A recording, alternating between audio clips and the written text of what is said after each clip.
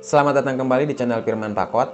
Kali ini kita akan membahas sebuah perjanjian yang dilakukan oleh pemerintahan Republik Indonesia dengan pemerintahan Belanda pasca kemerdekaan negara Indonesia, yaitu yang disebut dengan Perjanjian Philip Christison. Apa itu Perjanjian Philip Christison? Kemudian bagaimana berlangsungnya, kapan terjadinya, kita akan bahas sekarang. Namun sebelumnya, bagi teman-teman yang belum bergabung di channel ini, yuk gabung dulu dengan cara subscribe dan support terus video-video dari kami dengan cara like, komen, dan share sebanyak-banyaknya agar kami lebih bersemangat dalam membuat konten-konten yang informatif, edukatif, dan inspiratif tentunya.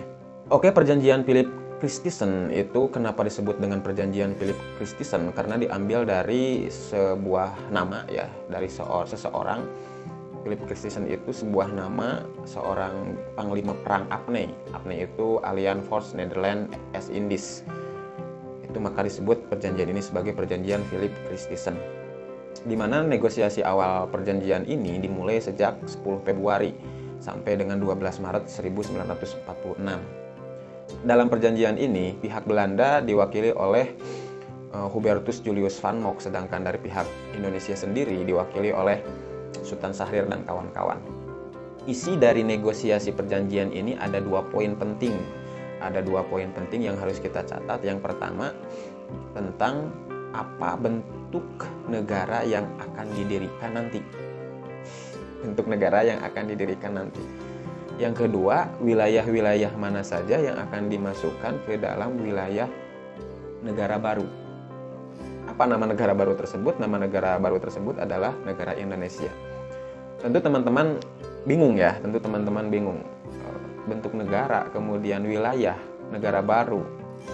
Dan perjanjian ini atau negosiasi ini berlangsung tahun 1946, sedangkan kita kan sudah merdeka 17 Agustus 1945. Kita sudah mempunyai bentuk negara, bentuk pemerintahan, sistem pemerintahan.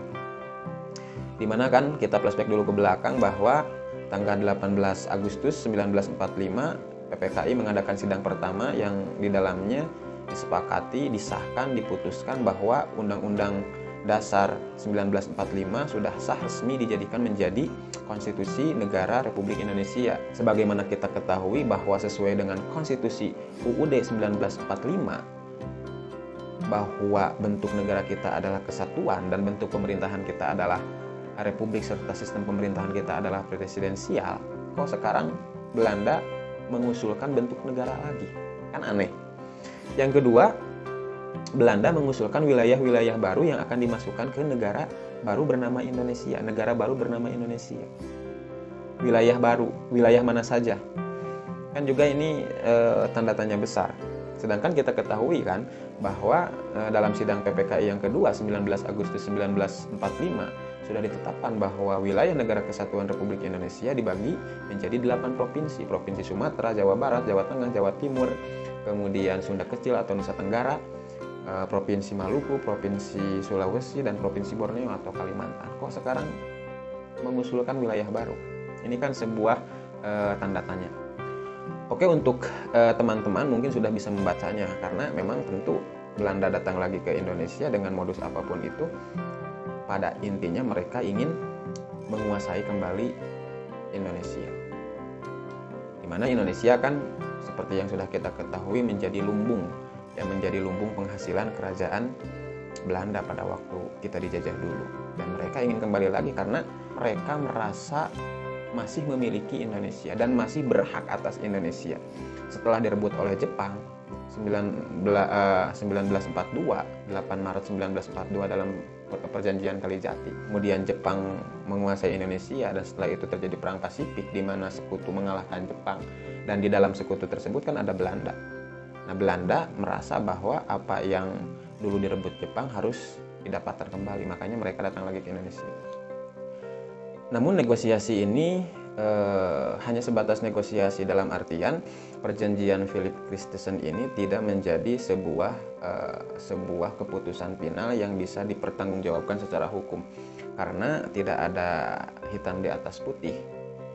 Tidak ada hitam di atas putih dan tidak ada perangkat-perangkat hukum yang mengikat.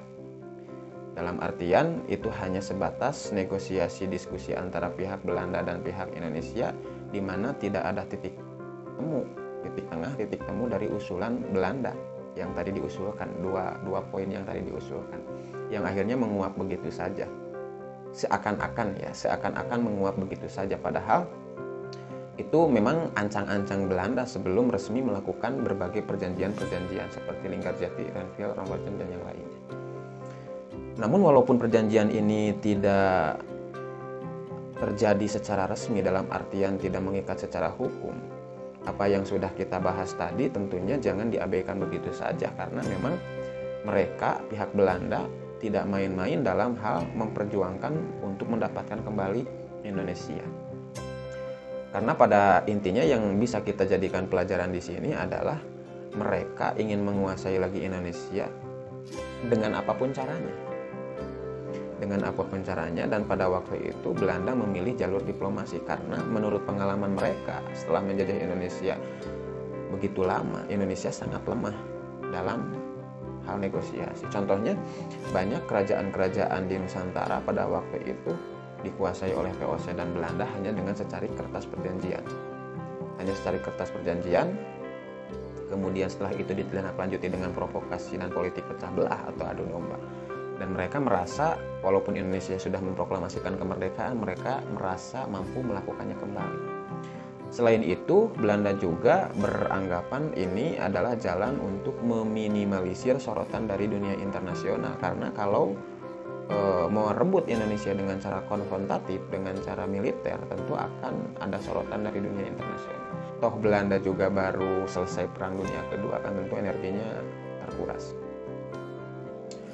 Kemudian pelajaran yang selanjutnya yang dapat kita ambil dari peristiwa perjanjian Philip Christensen ini, walaupun tidak jadi, kata tadi tidak mengikat secara hukum, tentu kita sebagai generasi muda bangsa Indonesia tetap harus waspada. Tidak mentang-mentang kita sudah merdeka maka kita udahlah, enggak kan.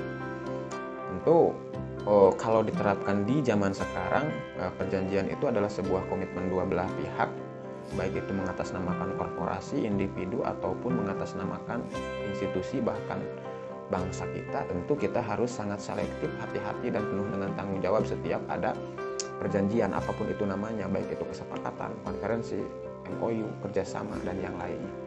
Karena memang Indonesia dari dulu memang agak lemah, sering terperdaya dengan sebuah kesepakatan, dengan sebuah perjanjian. Mereka menjadikan alat negosiasi diplomasi dalam bentuk perjanjian MOU atau kerjasama itu hanya sebagai tipu muslihat saja, hanya sebagai modus untuk mengeruk apa yang mereka inginkan dari kita. Nah, ini harus dijadikan pelajaran untuk kita. Apalagi para pejabat ya, para pemimpin harus sangat selektif, karena dalam membuat dan memutuskan sebuah perjanjian itu mereka tidak mengatasnamakan atas diri pribadi, tapi mengatasnamakan atas jabatan amanah yang mereka pegang sebagai representasi perwakilan dari masyarakat banyak. Ketika perjanjian itu gagal, maka yang dirugikan bukan hanya individu pejabat itu sendiri, tapi seluruh rakyat Indonesia akan mengalami dampak yang ditimbulkan. Begitupun sebaliknya ketika sukses. Nah, ini bisa dijadikan pelajaran untuk kita, terutama untuk para pemimpin-pemimpin bangsa, baik tingkat lokal sampai tingkat nasional. Nah, itu saja untuk video kali ini. Semoga bermanfaat. Sampai jumpa di video selanjutnya. Salam Firman Papa.